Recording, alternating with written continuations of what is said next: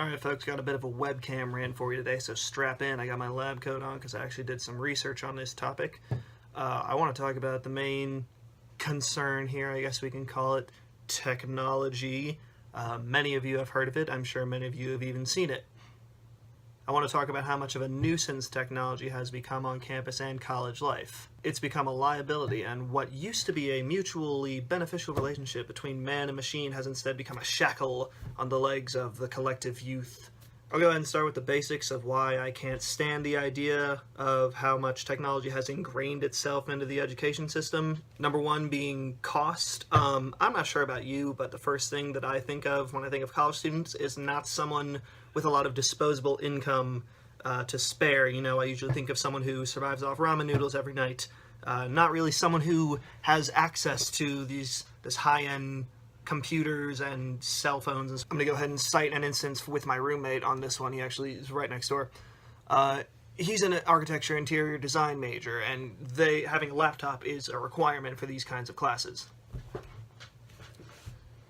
With these classes, you have two options. One being you can go through a lot of work and effort, and you can try and do some research and go to Best Buy, Radio Shack, Home Depot, wherever you think you need to go to get a good laptop, and you can spend around $1,500 and just waste a lot of your time and then use that as your go-to. Or, and get this, you can pay $2,000, around there, maybe a little more, to buy one from the university that does about the same job. And you still have to buy the programs, it's just the laptop is an extra $500. How does that make any sense? I think I may have transported into an alternate dimension where you pay more for things that do the same job as opposed to paying less for things that don't do as much work. I think the university would want you to buy laptops from them. Don't you think that seems like a bit of a sort of a missed opportunity there on the university's part?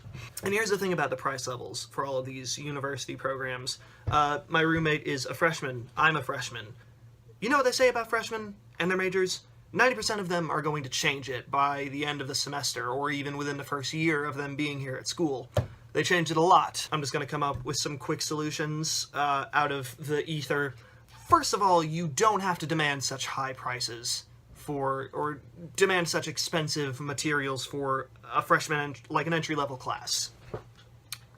Or, alternatively, you can just provide the students with the necessary technology that they need. It could be included as a rental or in their tuition. I mean, we're willing to pay whatever. We've taken out the loans. It doesn't matter what we're using it on. Once they rent that, they can take full responsibility for anything that happens to it. Of course, you know, they'd have to pay for damages or if they lose it or something like that. But if they manage to keep it intact to the end of the semester or even to the end of the year, they can choose to purchase it or they can choose to keep renting it and just return it and not have to worry about losing it over winter break or over summer. However, we should still allow for students to be able to buy their own laptops. My point here is that we're not supposed to box these students into a place where they feel like they're crushed between a rock and a hard place.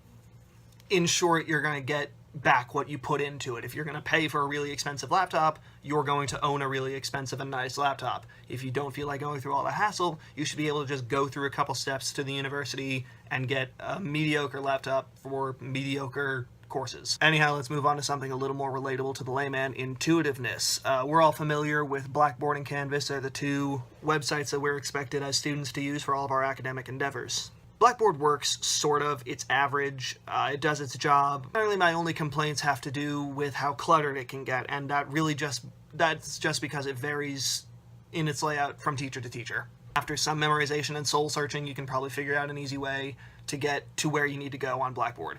But with Canvas, on the other hand, how much of a mess that has become. I have Canvas for one class, and it makes me cry, it keeps me up at night. Just its very existence is painful to me. I had a bit of an adventure with Canvas, and how stupid it really is, in my opinion. For one, it does not work on Google Chrome, and I would really implore you to try and find a classmate of mine who does not use Google Chrome on a day-to-day basis. We're not using Internet Explorer, we're not using Mozilla Firefox, we're not using Safari.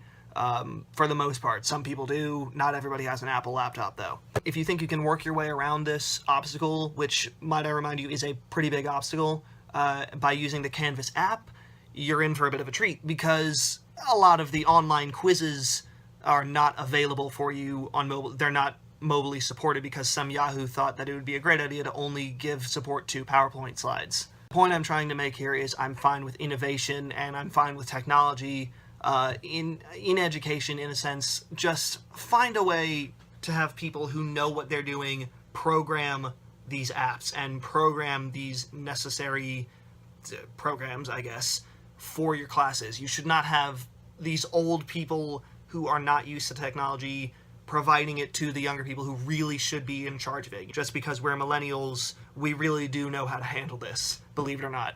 Although that whole statement should just be envisioned with a huge pulsating asterisk. I'm fine with technology if it is not the main source of learning and education, and that's basically the whole idea behind this rant that I'm doing right now. See, there are too many variables with technology because it's an imperfect medium. I'm sure there are unimaginably powerful computers being developed right now as I speak. But for example, let's say for example you're working on an essay and you're typing away, you're about ready to send it to the professor and the Wi-Fi goes down or the power goes out and it's due in 5 minutes. What are you gonna do then? Where do you go from there? But Professor, maybe the student shouldn't have slacked off so much and they could have turned it in a couple days earlier. I'm sure this was assigned several weeks beforehand and they knew about it. There's no reason they should be turning it in so late. There are plenty of ways around this. For example, how about instead of solely relying on email as the only way of getting your essay to a professor, we instead have it to where you can email your essay to a professor for them to edit beforehand, and for the final product you print it out and bring it to them. But Professor Evan, they could forget their essay and then, you know, they're going to complain about how they could have just emailed it to them. Well, you're okay with them missing the due date if it's online, so what difference does it make if you're missing the due date turning it in manually? You can forget a laptop just as easily as you can forget a piece of paper. And speaking of laptops, I actually have something to show all of you. Right here is my current laptop standing. What happened was I was left techless halfway through the semester. This happened back in October. And, you know, let's not forget that fixing these kinds of things is expensive. And, you know, I'm kind of broke. Now, anytime I need to do anything computer related, I have to walk all the way down to the library. And, you know, even then, it's not the best option I really have. I had this one lab assignment where I had to use Google Earth, and I couldn't use it because the library does not allow for installation of outside resources. But Professor, why didn't you just borrow a friend's laptop? Well, if I had any friends, this would be my response.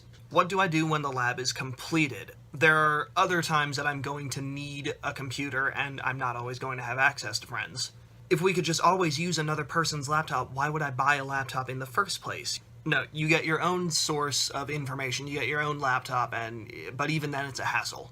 Alright, I'll give it some credit. Maybe I am being a little unfair, maybe I'm being a little too offensive towards technology. I'm sure there are plenty of reasons as to why, you know, we should have so much technology in education. The website called EdTech Review, it has a whole article on the benefits of technology in education, and for the most part I agree with them, but I only agree with what they stand for. They mention how the internet is a limitless library at the fingertips of the youth. And yes, the internet is great. I have nothing but positive things to say about the internet. But I looked through the whole article, and not once did it mention how complete reliance on technology could be beneficial. They only ever talked about how using it to your advantage is beneficial. I honestly can't think of any instance where total reliance on anything, technology especially, is going to be a good idea. In fact, it can only really end disastrously if we are totally reliant on technology. Technology should be an aid. It should be a pair of shoes as opposed to a crutch, if you'll forgive my metaphor.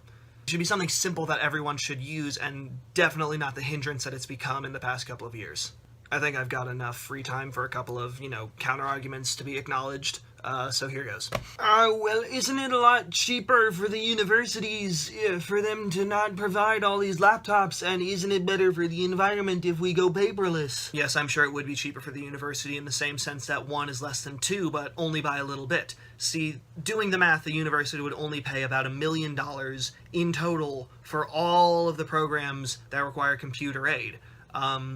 especially if they do the whole rental slash bring your own technology slash, buy it at the end of the semester if you want to.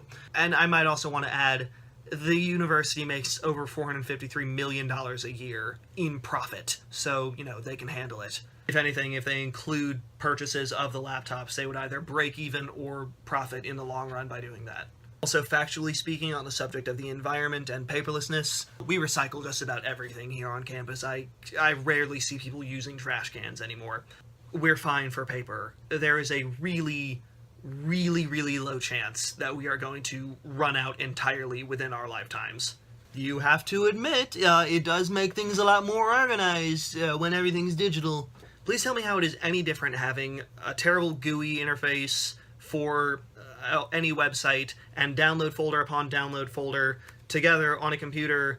How is that any different from having a couple of papers scattered around your desk only to then put them in color-coded folders?